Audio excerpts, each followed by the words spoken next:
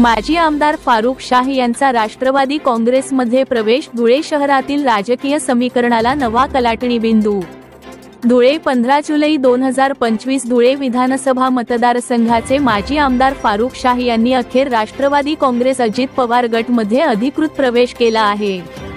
उपमुख्यमंत्री तथा राष्ट्रवादी काँग्रेसचे राष्ट्रीय अध्यक्ष अजित पवार यांच्या उपस्थितीत मुंबई येथे हा प्रवेश पार पडला।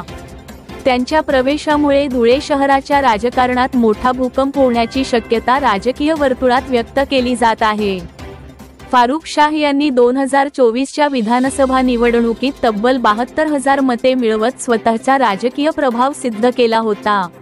मागील निवडणुकीत विजयी होताना त्यांनी 46,000 मते घेतली होती। मात्र यंदाच्या निवडणुकीतील मताधिक्य हे त्यांची वाढती लोकप्रियता दर्शवतं।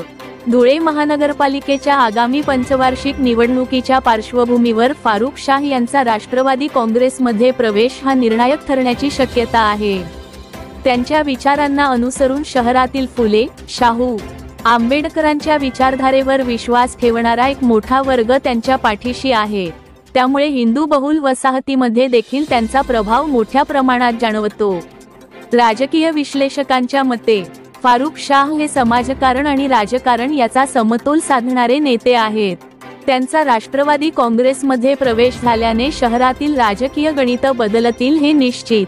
आता धुळे महानगरपालिकेच्या निवडणुकीत राष्ट्रवादी काँग्रेसची रणनीती, उमेदवारांचे समीकरण आणि फारुख शाह यांची भूमिका ही निवडणुकीच्या पारड्याला निर्णायक वळण देणार का, हे पाहणे औत्सुक्याचे ठरेल।